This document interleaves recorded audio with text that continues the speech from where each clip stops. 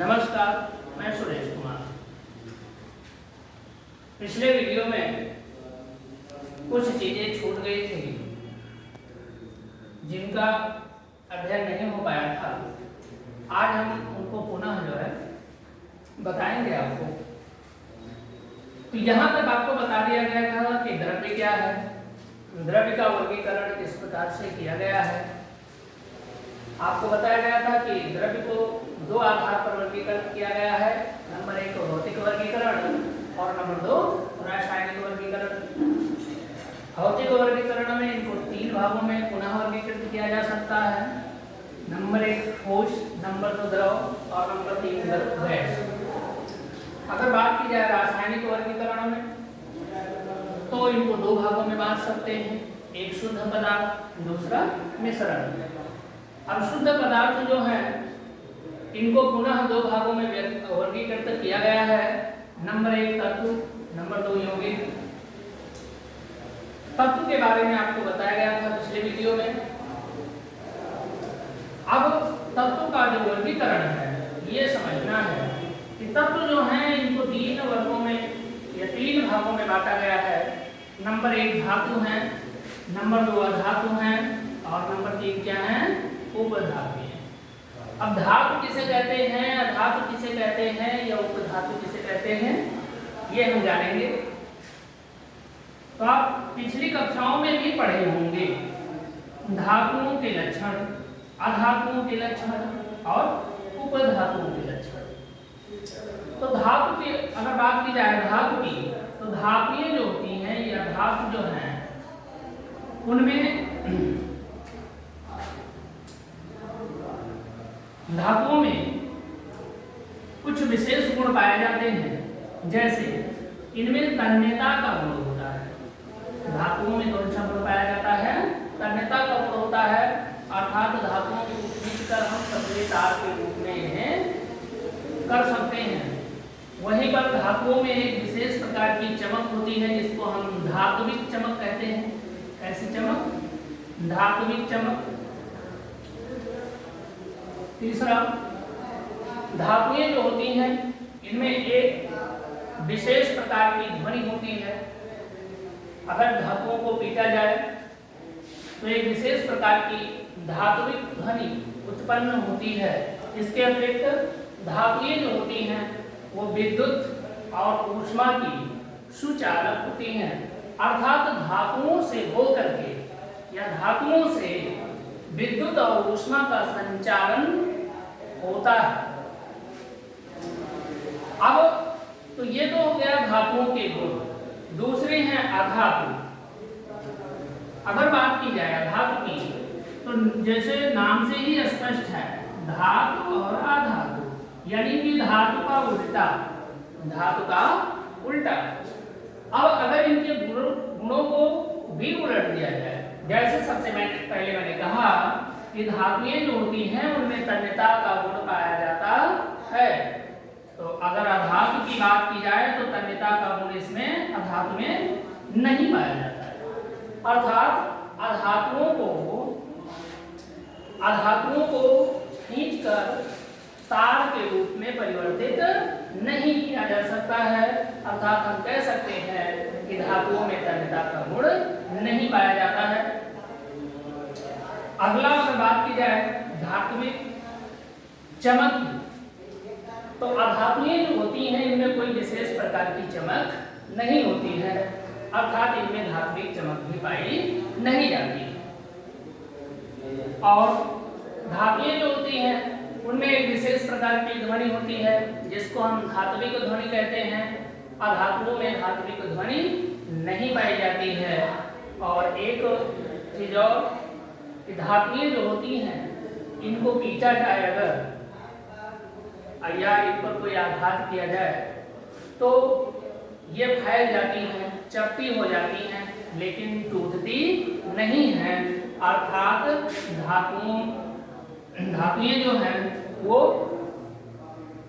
आघात वर्धनीय होती हैं, जबकि अधातुओं में ये गुण नहीं पाया जाता है, यानी कि ये आघात वर्धनीय नहीं होती हैं। अगर किसी धातु पर चोट पहुंचाई जाए या इनको पीटा जाए तो ये टूट जाती हैं, यानी कि ये भंगुर होती हैं। और तीसरा है उपधातु। उपधातु जो हैं ये धातु और अधातु दोनों के बीच के होते हैं। अर्थात हम कह सकते हैं कि उपधातुएं वह होती हैं जिनमें धातु और अधातु दोनों के गुण पाए जाते हैं, वो क्या कहलाती हैं? उपधातुएं कहलाती हैं। तो ये तो बात हो गई इसकी धातु, अधातु और उपधातु की। अब शुद्ध पदार्थ का जो दूसरा भाग है जिसे हम यौगिक कहते हैं, इनको भी पुनः दो भागों में विभाजित किया गया है। नंबर 1 कार्बनिक यौगिक और नंबर 2 अकार्बनिक यौगिक।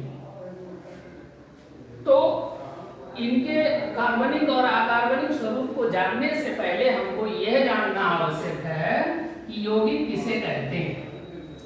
अगर आपसे कोई पूछता है कि यौगिक किसे कहते हैं तो आप बताएंगे कि ये दो या दो से अधिक पदार्थों को जब एक निश्चित अनुपात में मिलाया जाता है तो उनसे बनने वाला जो पदार्थ होता है वो यौगिक कहलाता है।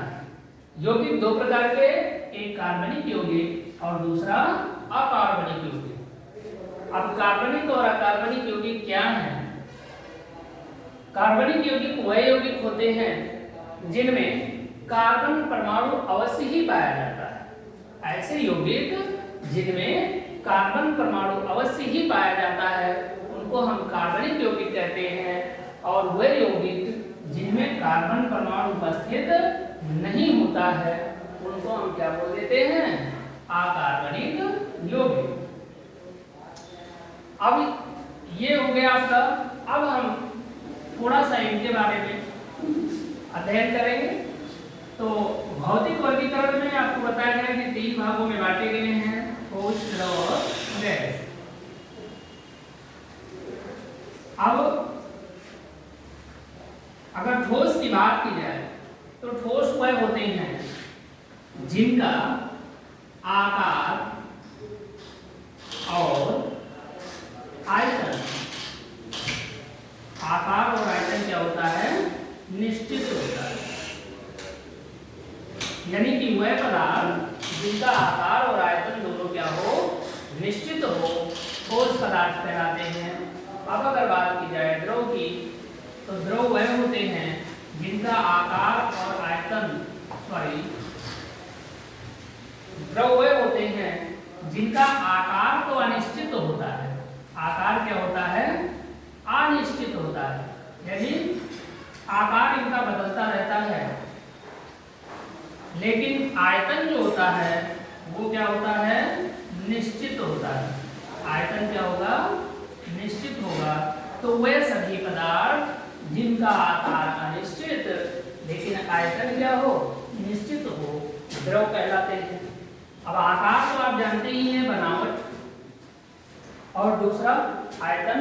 आयतन का मतलब उस वस्तु के द्वारा घेरा गया स्थान, उस वस्तु के द्वारा घेरा गया स्थान। आपने देखा होगा द्रव में जैसे पानी है, पानी का आकार कैसा होता है? निश्चित होता है। निश्चित अनिश्चित होता है।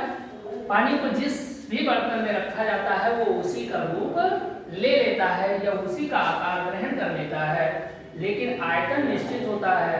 अगर 1 लीटर पानी है उसको आप किसी भी डिब्बे में रखें, किसी भी ड्रम में रखें, बाल्टी में रखें, तो वो उतना ही स्थान घेरेगा जितना वो 1 लीटर के पात्र में घेरता था, उतना ही स्थान को 10 लीटर के पात्र में भी घेरेगा। अर्थात हम कह सकते हैं इसका आयतन क्या होता है? निश्चित होता है। अब तीसरे आपके बच रहे हैं गैस।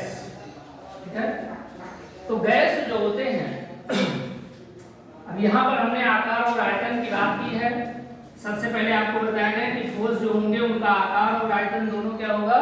निश्चित होगा, यानी कि ना तो इनकी संरचना बदलती है और ना इनके द्वारा घेरा गया स्थान कभी परिवर्तित होता है। जैसे ये चाप है, इसको आप यहाँ पर रखेंगे तभी इतना ही स्थान घेरेगा, यहाँ पर रख दिया जाए तभी इतना ही स्थान घेरेगा, या इसको ले जाकर के कहीं पर भी आप रखें तो उतना ही स्थान घेरेगा, अर्थात इसका आयतन क्या है, निश्चित है। आकार भी आप देख रहे हैं ये हमारे हाथ में है, तभी ये गोल है, लंबाई इसकी इतनी है, या आप ले लें इसको तभी इसका आकार इतना ही रहेगा, अर्थात ये दोनों चीजें इसकी क्या है, निश्चित।